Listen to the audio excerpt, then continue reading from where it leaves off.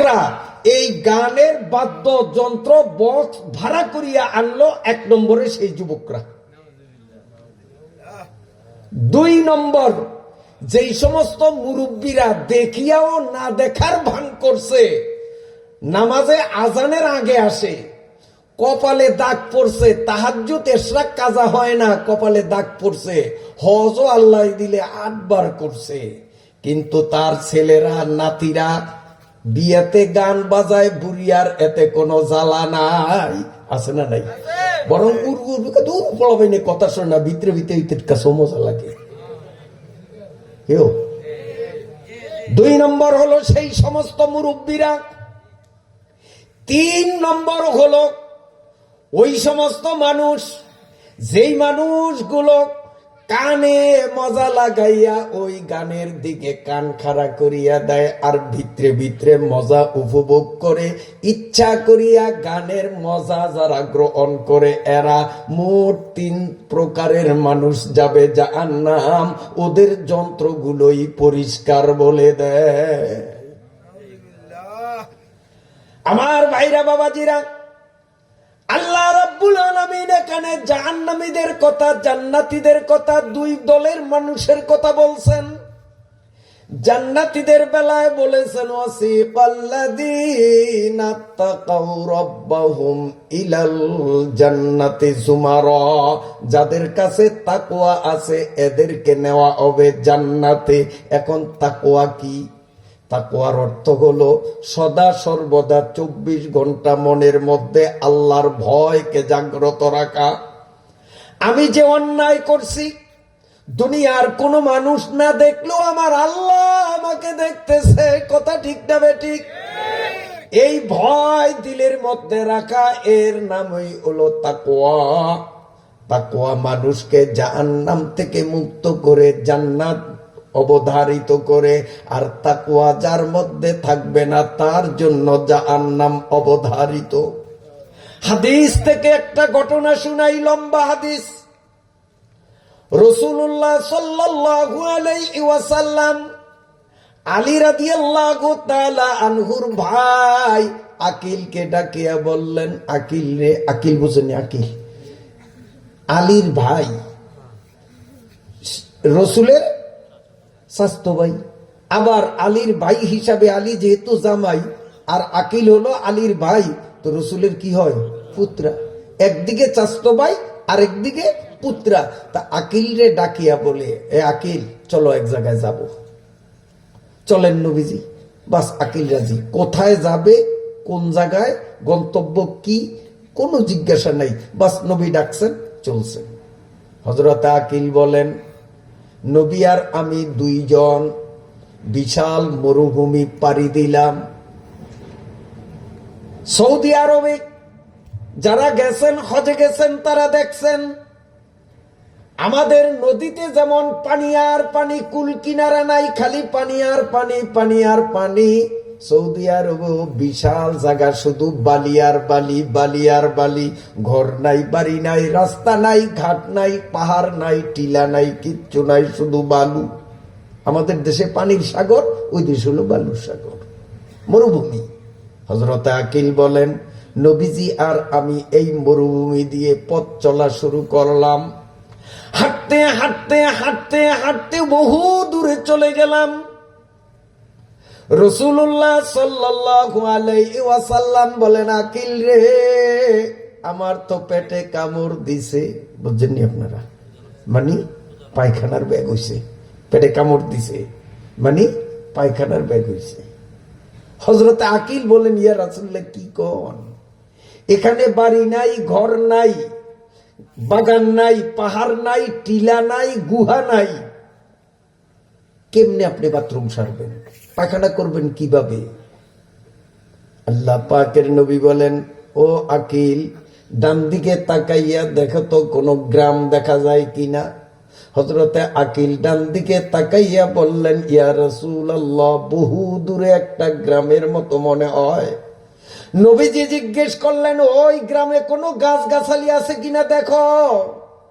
হযরতে আকিল বললেন, ওই যে একটা বিরাট গাছ দেখা যায়, নবীজি সাল্লাল্লাহু আলাইহি ওয়াসাল্লাম বললেন, আকিল রে, তুমি হাত দিয়ে ইশারা করে গাছকে বলো, ও গাছ। আখিরি নবী বলেছেন আল্লাহর হুকুমে নবীর পাশে এসে দাঁড়াতে। হযরতে আকিল বহুদূর গাছ, এখান থেকেই ইশারা দিয়ে কথা বলেন। আমার আল্লাহ আকিলের কথা গাছের কানে শুনাইয়া দিলেন। হযরতে আকিল যখন ইশারা দিলেন, ও গাছ, আখিরি নবী তোমারে ডাকছে, আল্লাহর হুকুমে নবীর ডাকে সাড়া দাও। হযরতে আকিল বললেন, এত দূর থেকে আমি আসতে বললাম, আমার আওয়াজ কে গাছের শুনাইলো জানি না। গাছটা দেখলাম এই দিকে ঝুঁকলো, এই দিকে ঝুঁকলো, তার সমস্ত শিকড় গুলো মাটির উপরে আসলো। বা এই গাছটা নিজের শিকড়ের উপর ভর করে এক দৌড়ে অল্প সময়ের মধ্যেই নবীজির ডান পাশে এসে দাঁড়িয়ে যা। আল্লাহ পাকের নবী বলেন, ও আকিল, ডান দিক দিয়ে পর্দার মোটামুটি ব্যবস্থা হলো, এবার বাম দিকে লক্ষ্য করো কোন গ্রাম দেখা যায় কিনা। হযরতে আকিল মাথা উঁচু করে উকি ঝুঁকি মেরে বললেন, ইয়া রাসূলুল্লাহ, বহু দূরে আফসা আফসা একটা গ্রামের মতো মনে হয়। নবীজি বলেন, দেখো তো সেখানে গাছগাছালি আছে কিনা। হযরতে আকিল বললেন, ঝাপসা ঝাপসা দেখা যায়, একটা গাছ আছে মনে হয়। নবীজি বললেন, তুমি ওই গাছটাকে ইশারা করো, গাছ রে, আল্লাহর হুকুমে আখিরি নবীর ডাকে তুমি তাড়াতাড়ি আসো। আল্লাহ। হযরতে আকিল এইভাবে বলছেন। তিনি বলেন, আমি বলার সাথে সাথে এই গাছটিকেও দেখলাম এইভাবে এইভাবে ঝুঁকলো, তার শিকড়গুলো উপরে এলো এবং নিজের শিকড়ের উপর ভর করে স্পিড বোর্ডের মতো তড়িৎ গতিতে কয়েক সেকেন্ডের মধ্যে নবীজির বাম পাশে এসে দাঁড়িয়ে গেল। এটি নবীজির মুজিজা, অলৌকিক ক্ষমতা। আল্লাহ। হোসনে ইউসুফ দমে ঈসা ইয়াদে বাইজাদারি, হোসনে ইউসুফ দমে ঈসা ইয়াদে বাইজাদারি, উচে খুবা হামাদারান তু তনহাদারি। আল্লাহ রাব্বুল আলামিন সব নবীদেরকে কিছু কিছু অলৌকিক ক্ষমতা মুজিজা দিয়েছেন। আদম থেকে নিয়ে ঈসা পর্যন্ত সমস্ত নবীদের মুজিজা যে পরিমাণ ছিল, আমার নবী আপনার নবী রহমাতুল লিল আলামিন আখিরি নবীর মুজিজা সব নবীর মুজিজার চেয়ে অনেক বেশি ছিল। উচে খুবা হামাদারান তু তনহাদারি। আল্লাহর নবী বলেন, এ আকিল, ডান দিক থেকেও পর্দার ব্যবস্থা হলো, বাম দিক থেকেও পর্দার ব্যবস্থা হলো, এবার পিছনে ফিরে দেখো তো কোনো গাছ দেখা যায় কিনা। হযরতে আকিল পিছনের দিকে তাকিয়ে বললেন, ইয়া রাসূলুল্লাহ, বিশাল মরুভূমি, অনেক দূরে একটা গ্রামের মতো মনে হয়, ঝাপসা ঝাপসা গাছের মতো মনে হয়। নবীজি বললেন, আগের মতো ওই গাছের ডাক দাও। হযরতে আকিল বলেন, আমি পিছনের দিকেও হাত দিয়ে ইশারা করে বললাম, গাছ রে, আল্লাহর হুকুমে আখিরি নবীর ডাকে সাড়া দিয়া তাড়াতাড়ি চলে এসো। সুবহানাল্লাহ, সুবহানাল্লাহ। মুহূর্তের মধ্যে এত দূরত্বের পথ অতিক্রম করে স্পিড বোর্ডের গতিতে সেই গাছ এসে নবীজির পিছনে দাঁড়িয়ে গেল। আল্লাহ নবী বললেন, এবার সামনের দিকে তাকাও। আকিল বললেন, অনেক দূরে, চোখে মালুম হয় না, বহু দূরে একটা গ্রামের মতো মনে হয়, ওই গ্রামেও গাছ আছে হয়তোবা। নবীজি বললেন, তুমি হাত দিয়ে আগের মতো ইশারা করো। হযরত আকিল বললেন, আমি ডান হাত দিয়ে ইশারা দিলাম, ও গাছ। আল্লাহর হুকুমে আখিরি নবীর ডাকে তাড়াতাড়ি সারা দাও। আমি বলতে দেরি, এত দূরের গাছ চোখের পলকের মধ্যে নবীজির সামনে এসে হাজির হয়ে গেল। আল্লাহ পাকের নবী, চারপাশে 4টা গাছ, গাছগুলো আপন ইচ্ছায় তার ডালপালাগুলো নিচের দিকে নামিয়ে একটার সাথে একটা বাজাইয়া দিল। এখন আর নবীজিরে দেখা যায় না, একটা ঘরের মতো হইয়া গেল। এর ভিতরে নবীজি ওখানে বাথরুম সারলেন, পেশাব পায়খানা যা করার ছিল সব সারলেন। সারার পরে তিনি গাছ 4টারে বললেন, আমার প্রয়োজন শেষ হয়ে গেছে, অতএব তোমরা আপন আপন জায়গায় ফিরিয়া যাও। হযরতে আকিল বলেন, রাসূলুল্লাহ সাল্লাল্লাহু আলাইহি ওয়াসাল্লাম, আমি শুনলাম ভিতরে দাঁড়িয়ে বলতেছে, ও গাছ, আমার কাজ সারা হয়ে গেছে, তোমাদের আর দরকার নাই, তোমরা চলে যাও। নবীজি হুকুম দেওয়ার সঙ্গে সঙ্গে 4টা গাছ 4 দিকে দৌড়াতে লাগলো। মুহূর্তের মধ্যে যার যার স্থানে গিয়ে দাঁড়িয়ে গেল। সুবহানাল্লাহ। উস্তে সুলতানি মুসাল্লাম মরুরা, উস্তে সুলতানি মুসাল্লাম মরুরা, নিস্তে কাসরা জোড়ায়ে চুচেরা। আমার আল্লাহর কুদরত আছে কিনা? গাছ গেল। হযরত আকিল বলেন, আমি তাকিয়ে দেখলাম পেশাব পায়খানা করার কোনো চিহ্নই নাই। এখন আমার মনে প্রশ্ন, নবীজি তাহলে কি পায়খানা করেন নাই? আর যদি পায়খানা নাই করেন, এই কাণ্ড কেন ঘটাইলেন? এত দূর থেকে 4টা গাছরে কেন আনলেন, আবার এগুলোরে পাঠাইলেন? ভিতরে খটমট করতেছে, মনে মনে ভাবে, আমি জিজ্ঞাসা করি, হুজুর আপনি পায়খানা করেন নাই? আবার নবীরে কেমনে পায়খানা করছেন কিনা জিজ্ঞাসা করি, এটা একটা শরমের ব্যাপার না? লজ্জায় প্রশ্ন করতে পারি না, আবার ভিতরেও মনেরে বুঝাইতে পারি না।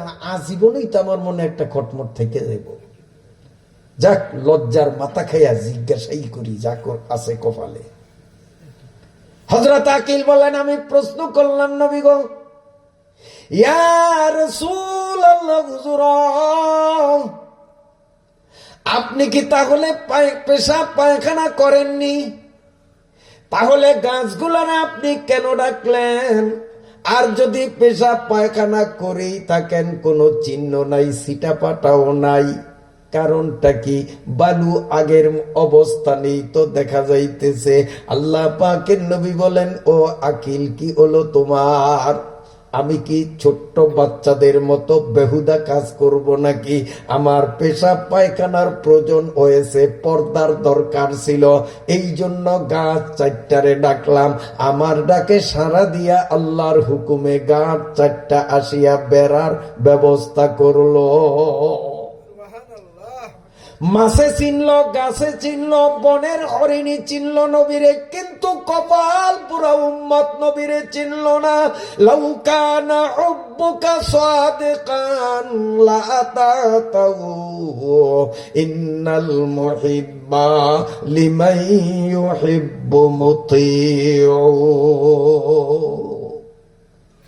আল্লাহ নবীরে গাছেও চিনল। হযরতে আকিল বলেন, আমি যখন লজ্জার মাথা খাইয়া নবীজিরে জিজ্ঞাসা করলাম, আল্লাহ পাকের নবী বলেন, তুমি কি ভাবছো আমি বেহুদা অনর্থক গাছগুলি ডাকছি? সত্যি আমি পেশাব পায়খানা করেছি। হযরতে আকিল বলেন, কই, কোনো তো চিহ্ন দেখি না। রাসূলুল্লাহ সাল্লাল্লাহু আলাইহি ওয়াসাল্লাম বললেন, আকিল রে, এই পৃথিবীর মধ্যে আল্লাহ রাব্বুল আলামিন একা, আমি মুহাম্মদ বলেন সাল্লাল্লাহু আলাইহি ওয়াসাল্লাম, আমি মুহাম্মদকে আল্লাহ একটা স্বতন্ত্র বৈশিষ্ট্য দিয়েছেন।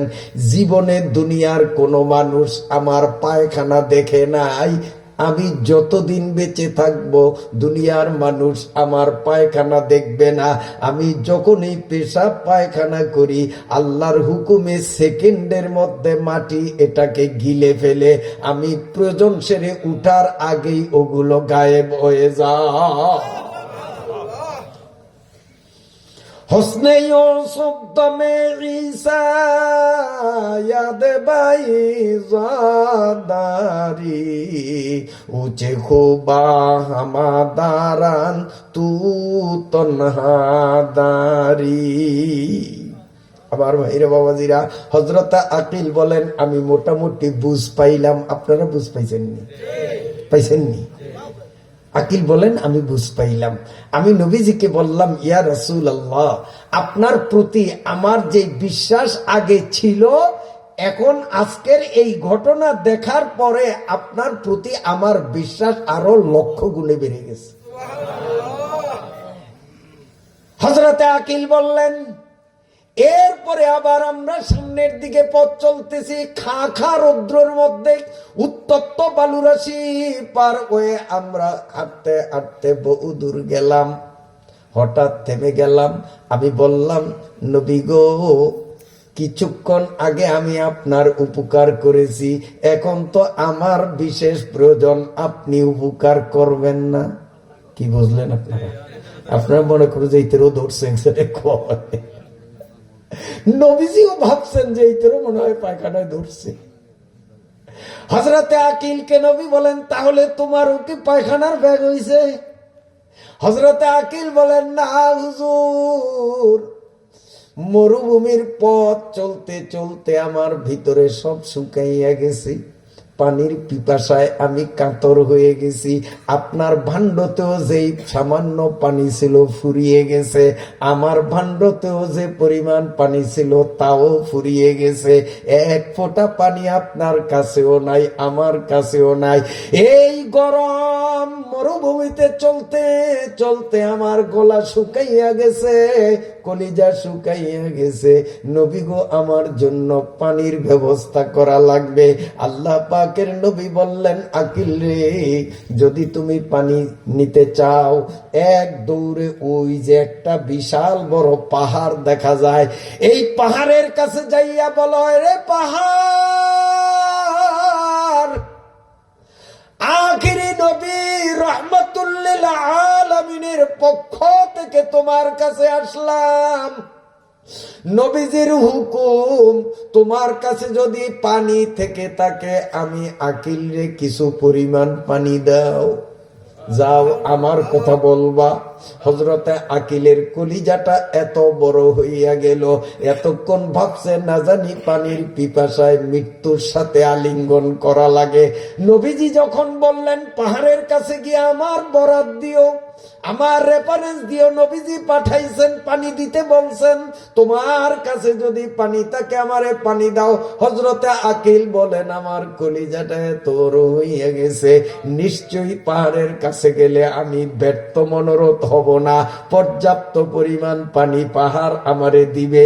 কারণ যেই নবীর নাম নিয়া গাছেরে বললাম, গাছ আইসা হাজির হইছে, ওই নবীর কথা বললে পাহাড় কেন পানি দিবে না?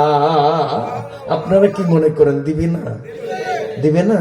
আকিল 100% বিশ্বাসী, পানির ব্যবস্থা হয়ে গেছে। তিনি দৌড়াইয়া গেলেন। ওই পাহাড় আমাদের বাংলাদেশের পাহাড়ের মতো না। বাংলাদেশের পাহাড় হলো মাটির পাহাড়, ওর মধ্যে পানি ভরা। আর সৌদি আরবের পাহাড় গুলো হলো পাথরের। কোন কোন পাহাড় অসংখ্য পরিমাণ ছোট ছোট পাহাড়ের স্তূপ, আবার কোন পাহাড় একটা পাথরই একটা পাহাড়, অনেক বিরাট, মাইলকে মাইল মাইলকে মাইল, শুধু একটা পাথর। কে বানাইছে? জমিন আজ তফেলার জামত সে তু, জমিন আজ তফেলার জামত সে তু, ফেরু কোতে বরদা মানস মিখে কো। সুবহানাল্লাহ, সুবহানাল্লাহ। এই পাথর পাহাড় কে বানাইছে? বন্ধুরা আমার, হযরতে আকিল বলেন, আমি এক দৌড়ে পাহাড়ের কাছে বুক ভরা আশা নিয়ে পানির জন্য গেলাম। পাহাড়কে বললাম, এরে পাহাড়, আখিরি নবী আমাকে পাঠাইছেন, তোমার কাছে যদি পানি থেকে থাকে আমারে কিছুটা পানি দাও। নবীজি পানি দিতে বলছেন। আল্লাহ পাকের কুদরতে পাহাড়ের জবান খুলিয়া গেছি, মানুষের মতো কথা বলা আরম্ভ করছে। সুবহানাল্লাহ। হযরতে আকিল বলেন, ওই পাথরের পাহাড় আমাকে বলে, ভাই আকিল, দুঃখিত, তোমারে এক ফোঁটা পানি দিতে পারবো না। কেন?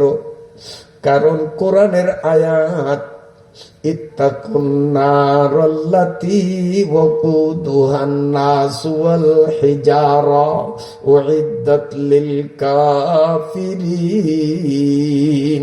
কোরআনের এই আয়াত যেদিন শুনলাম, আয়াতের অর্থগুলো, তোমরা ভয় করো জাহান্নামের আগুনকে, যেই আগুনের মধ্যে পাথর আর মানুষকে জ্বলতে দেওয়া হবে। পাহাড় বলে, এই কথা যেদিন শুনলাম আমাদেরকেও জাহান্নামের মধ্যে জ্বালানো হবে, সেই দিন থেকে আল্লাহর ভয়ে, জাহান্নামের আগুনের ভয়ে এমন কাঁদা কাঁদছি, কাঁদতে কাঁদতে আমাদের ভেতরের সমস্ত পানি ফুরাইয়া গেছে, এক ফোঁটা পানিও আমাদের পেটে না। কি বুঝলাম? পাহাড়ের মধ্যে তাকওয়া আছে, খোদার ভয় আছে, কিন্তু মানুষ খোদারে ভয় করতে শিখলাম না। যদি জান্নাতে যাওয়ার আশা থাকে, খোদার ভয় ছাড়া বিকল্প কোনো পথ নাই। ওয়াসিকাল্লাযীনা তাকাউ রব্বাহুম ইলাল জান্নাতি যুমারা, যদি দলবদ্ধ হয়ে জান্নাতীদের সাথে জান্নাতে যাইতে চাই, আল্লাহর ভয় অন্তরে আনার ছাড়া ভিন্ন কোনো পথ নাই। সোজা কথা। হযরতে আকিল চেহারাটা মলিন, আজকে মৃত্যু অনিবার্য, পানির পিপাসায় মরব, পাহাড় তো পানি দিল না, ওর কাছে পানি নাই। হযরতে আকিল, আলীর ভাই হযরতে আকিল মলিন মুখে নবীর কাছে প্রত্যাবর্তন করে ছোট্ট ছোট্ট আওয়াজে বললেন, ইয়া রাসূলুল্লাহ, পাহাড় তো জবাব দিছে। কোরআনের আয়াত শোনার পরে এই পাহাড়ের পাথরগুলো এমন কান্না কানছে, নবী গো, তার সমস্ত পানি ফুরাইয়া গেছে, এক ফোঁটা পানিও এখন তার মধ্যে না। নবীজি বললেন, পাহাড়ের মধ্যে যে পানি নাই এটা আমিও জানতাম, তারপরেও তোমারে পাঠাইলাম পানি আনার জন্য না, বরং তোমারে পাঠাইলাম এই কথার সবক শিকার জন্য। পাহাড়ের পাথরের মধ্যে তাকওয়া আছে, আল্লাহর ভয় আছে, পাথরগুলো আল্লাহর ভয়ে কান্দে, এটা তোমারে হাতে কলমে দেখানোর জন্য পাঠাইছি, পানি আনার জন্য নয়। আমার ভাইরা বাবাজিরা, এরপরে রাসূলুল্লাহ সাল্লাল্লাহু আলাইহি ওয়াসাল্লাম তার বরকতময় ডান হাতের 5টা আঙ্গুল মরুভূমির বালির মধ্যে ভাবে গেঁথে দিলেন। এরপরে তিনি আঙ্গুলগুলো উপরে তুললেন। আল্লাহ পাকের নবীর 5টা আঙ্গুল যে বালুরে গর্ত করলো, প্রতিটা গর্ত থেকে পর্যাপ্ত পরিমাণে স্বচ্ছ শীতল ঠান্ডা পানি উঠতে লাগছে। আল্লাহ পাকের নবী বলেন, আকিল রে, তুমি যা লাগে পানি পান করো, এই পানিতে গোসল করো, তোমার আমার পাত্র এই পানি দিয়া ভরে নাও। আল্লাহ রাব্বুল আলামিন পানির ব্যবস্থা করে দিয়েছে। কষ্ট হয় আপনাদের? আমার ভাইরা বাবাজিরা, হযরতে আকিল বলেন, আমি ওযু করলাম, গোসল করলাম, পানি পান করলাম এবং ভান্ডগুলো পানিতে ভরে নিলাম। এরপরে নবী আর আমি দুইজন মিলে সামনের দিকে পথ চলতেছি। হাঁটতে হাঁটতে হাঁটতে হাঁটতে মরুভূমির মধ্যে অনেক পথ হেঁটে ক্লান্ত হয়ে গেলাম। হঠাৎ দেখলাম পাশে এক দূরের গ্রাম। ওই গ্রাম থেকে একটা উট নাচতে নাচতে দৌড়াইতে দৌড়াইতে নবীজি সাল্লাল্লাহু আলাইহি ওয়াসাল্লামের কাছে এসে মাথা নেড়ে নেড়ে ওর ভাষায় কি যেন নবীরে বলতেছে। আর নবীজি তার মাথায় আলতোভাবে হাত বুলাইয়া দেন, এতে যেন উট নিজের মনে প্রবোধ পায়। উটটা নিরাপত্তার জন্যে নবীজির কাছে আবেদন করছেন, নবীজি তাকে আদর করে নিরাপত্তা দিলেন। উট বুঝলো যে আমি নিরাপত্তা পেয়ে গেছি। উট নবীরে চিনল, বনের হরিণ নবীরে চিনল, গর্তের বিষাক্ত সাপ আমার নবীরে চিনল। কপাল পরা উম্মত আমরা নবীরে চিনি না। তুকু যাও সুন্নতে আমদ কুজা বা মোহাম্মদ কায়বা শুধু নিসবতুরা তোর সামকে না রসি বাকা বায়ারাবি কি রাহে কে তু মিরাবি তুর্কিস্তান। কষ্ট হয় আপনাদের, শেষ করতেছি। আমার ভাইরা, হযরতে আকিল বলেন, এরপরে নবীজি দেখলেন, আমিও দেখলাম, ওই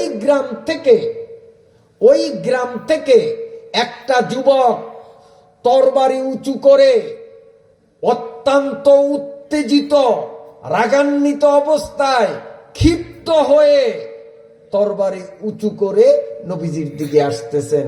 নবীজি তখন মনে মনে বলেন, এই যুবকরে আমি চিনি না, ও আমারে চিনে না, এই গ্রামে আমি কোনোদিন আসলাম না, ও আমার দিকে তরবারি নিয়ে কেন আসতেছে? ওর সাথে তো আমার কোনো শত্রুতা নাই। এরপরেও নবীজি মনে মনে ভাবলেন, ওয়াল্লাহু ইয়াসিমুকা আনিন নাস, আমার আল্লাহ তো আমারে কথা দিয়েছেন, আমার শত্রুর অনিষ্ট থেকে আমার আল্লাহ আমারে সুরক্ষা দিবেন। তাওয়াক্কুল বড় খোদাদারি হামা মুশকিল সওয়াদ আসা কে ও হাল্লালে মুশকিলাস ওয়ালাকিন নাশিকিবাই। আল্লাহর নবী তাওয়াক্কুল করে আল্লাহর উপর ভরসা করে চুপচাপ বসে রইলেন, যুবকের দিকে তাকিয়ে রইলেন। এই যুবক রাগান্বিত অবস্থায় আক্রমণাত্মক ভাব নিয়ে তরবারি উঁচু করে একেবারে নবীর সামনে আসলো। নবীজির সামনে এসে হাত থেকে তলোয়ারটা পিছন দিকে ফেলে দিল। আল্লাহ পাকের নবী বললেন, ও যুবক রে, আমি তোমারে চিনি না, তুমি আমারে চিনো না, আমার দিকে তুমি ক্ষিপ্ত হয়ে তরবারি নিয়ে আঘাত করতে আসলা, আমার কাছে এসে তরবারিটা ফেলে দিলা, আমি তো যোগ বিয়োগ ঠিক পাইলাম না। যুবক বলেন, ইয়া রাসূলুল্লাহ। যুবক যখন ইয়া রাসূলুল্লাহ বলছে, আল্লাহ পাকের নবী মনে বুঝে নিলেন, আমি যুবক রে না চিনলো অবশ্যই যুবক আমারে চিনে, নইলে যুবক আমারে রাসূলুল্লাহ বলে কেন ডাকলো? আপনারা কি মনে করেন? আল্লাহর নবী বুঝলেন যে আমি ওরে চিনি না, ঠিক ও আমারে চিনে। যুবক বলে, ইয়া রাসূলুল্লাহ, আমি ক্ষিপ্ত হয়ে আক্রমণাত্মক ভাব নিয়ে নাঙ্গা তরবারি নিয়ে আসছি, কিন্তু আপনার উপরে আঘাত করার জন্য নয়, আমি এই উটের উপরে আঘাত করব, ওরে জবাই করব, ওরে খেয়ে শেষ করে দিব। নবীজি বললেন, ব্যাপার কি, ওর উপরে তুমি কেন খেপলা? এবার যুবক বলে, ইয়া রাসূলুল্লাহ, এটাকে বাছুর অবস্থায়, বাচ্চা অবস্থায় চড়া মূল্য দিয়া বাজার থেকে কিনছি, এরপরে অত্যন্ত আদর যত্ন করে লালন পালন করে ওরে বড় করলাম, কিন্তু ও বড় দুষ্ট, ও আমার কথা মানে না, ও ওর পিঠে চড়িয়া এক জায়গার থেকে এক জায়গায় যাব, আমারে পিঠে নিতে রাজি না, নাচানাচি করে পিঠে চড়তে দেয় না। আবার ওরে শক্ত মজবুত রশি দিয়াও আটকাইয়া রাখতে পারি না, রশি সিরিয়া পালাইয়া যায়, ওরে ধইরা আনি বান্দি আবার পালাইয়া যায়। এখনো আপনার কাছে রশি সিরিয়া পালাইছে, অতএব ওরে আর দুনিয়ায় রাখবো না, ওরে জবাই করে ওরে খেয়ে শেষ করে দিব। যুবক যখন কথাগুলো বলল, আল্লাহর নবী উটের মাথায় হাত মুছতেছেন আর বলেন, রে উট, তোর মালিক তো ডজন খানেক অভিযোগ তোর বিরুদ্ধে দায়ের করলো, এখন তুই কি বলবি? যখন নবীজি উটকে এই কথা বললেন, আমার আল্লাহর নিপুণ কুদরতে উটের জবান খুলে গেল, মানুষের মতো উট কথা বলা শুরু করলো। সুবহানাল্লাহ। উট বলে, ইয়া রাসূলুল্লাহ, হুজুর আমার মালিক আমার বিরুদ্ধে যতটা অভিযোগ দিয়েছে সব সঠিক, একটাও মিথ্যা না। আমারে চড়া মূল্য দিয়া কিনছে, এটাও ঠিক। আমারে যত্ন সহকারে লালন পালন করে বড় করলো, এটাও ঠিক। নবী গো, আমারে যত শক্ত রশি দিয়া বান্ধে, আমি শক্তি খাটাইয়া রশি সিরিয়া দৈনিক পলাই, এটাও ঠিক। এখনো আমি রশি সিরিয়া পালাইয়া আপনার কাছে নিরাপত্তা চাইলাম। নবীজি বললেন, ব্যাপার কি? তোমার মালিক যেই অভিযোগ করলো সব কয়টা তুমি সত্যায়িত করলা, কারণটা কি? কেন তুমি এমন করো? ওরে কেন পিঠে নেও না? রশি সিরিয়া পালাও কেন? ব্যাপারটা কি? উট বলে, ইয়া রাসূলুল্লাহ, আপনি জিজ্ঞাসা করেন। আমার মালিক গভীর রাত পর্যন্ত বাজারে থাকে, চায়ের দোকানে বন্ধু বান্ধব নিয়ে আড্ডা দিয়ে গভীর রাতে বাড়িতে আসে, এশার নামাজ না পড়িয়াই শুইয়া যায়। ওর মধ্যে তাকওয়া নাই, আল্লাহর ভয় নাই।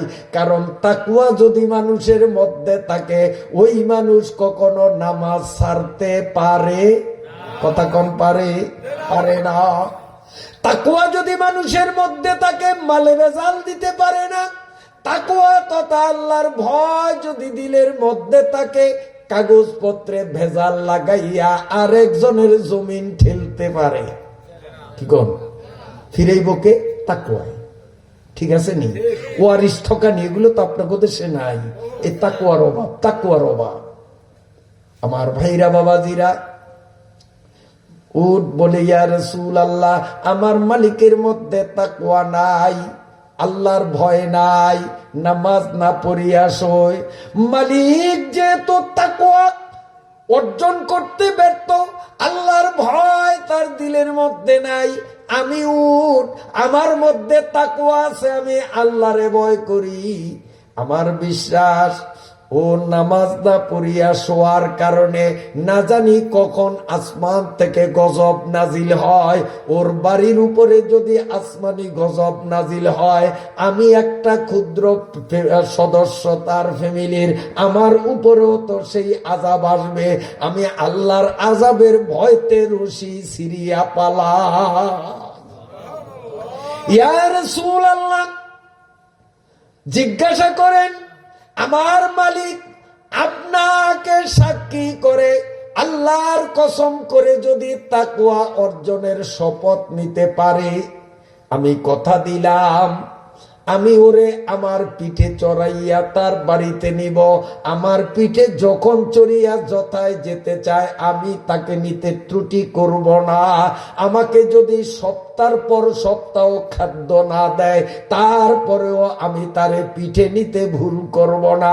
ইয়া রাসূলুল্লাহ, আল্লাহর তাকওয়া, আল্লাহর ভয় দিলের মধ্যে আনিয়া তওবা করিয়া তাকওয়া মতো জীবন যাপন করবে, নামাজ না পড়িয়া করিয়া শুইবে না।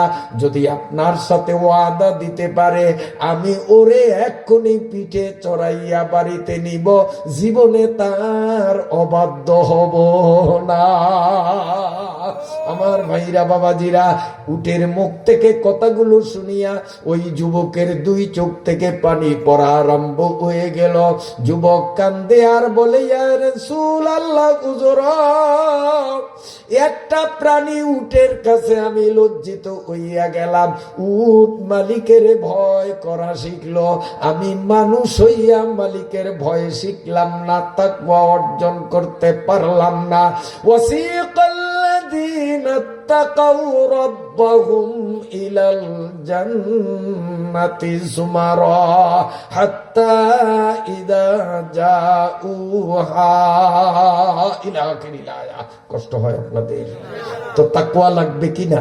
এই ওয়াজ মাহফিলের উদ্দেশ্য হলো আমাদের অন্তরে তাকওয়া, আল্লাহর ভয় আনয়ন করার একটা চিন্তা চেতনা আমাদের মাথায় ঢুকে দেওয়া।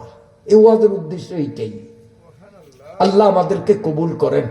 তো আজকের এই ওয়াজে আশাতে আমরা ঠকলাম না, জিতলাম। এইরকম ওয়াজ প্রতি বছর হোক, এটাকে আমরা চাই। আল্লাহ তাআলা কবুল করুক। আপনাদের কাছে আমি পরিশেষে আরো কিছু গুরুত্বপূর্ণ কথা কয়েক মিনিটে বলবো, এরপরে মুনাজাত দিব। ঘড়ি দেখছি সময় কদ্দুর গড়াইছে।